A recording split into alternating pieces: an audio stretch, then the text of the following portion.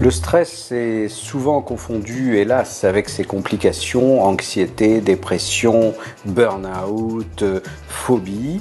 Le stress, ça touche énormément de monde, en particulier dans le système, le monde du travail, de l'entreprise.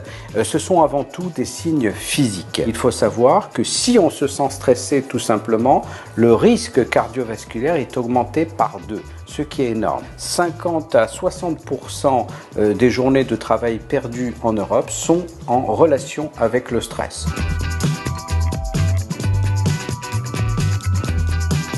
Les entrepreneurs essayent d'améliorer les conditions de travail du salarié. On essaye de faire des environnements de travail de plus en plus agréables, avec des massages, une salle de sport est proposée, mais il ne faut pas oublier que le vrai problème reste la hiérarchie. Il faut vraiment que le chef d'entreprise se rappelle que le salarié souhaite être reconnu, souhaite être augmenté, souhaite être valorisé, souhaite éventuellement avoir moins de charges de travail et souhaite savoir que dans 2 ou 3 ans, il ne sera pas mis dehors.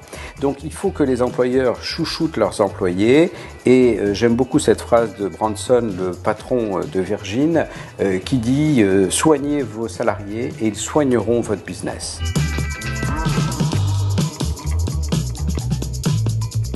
Pour gérer le stress, il y a d'abord ce que peut faire l'individu lui-même, seul. Il doit d'abord savoir qu'il faut diminuer les excitants, café, thé, coca, cigarettes, qui augmentent les hormones comme l'adrénaline et qui favorisent les symptômes qui gênent au quotidien la personne stressée. Il faut penser au sport. Le sport en plus diminue le risque de maladies cardiovasculaires et le sport faisant fabriquer par le cerveau des hormones qui s'appellent les endorphines détend, déstresse et ne coûte presque rien. Privilégier l'endurance, mais tous les sports sont bons. Et puis, il ne faut pas hésiter à aller vers le yoga, vers la méditation, vers la relaxation.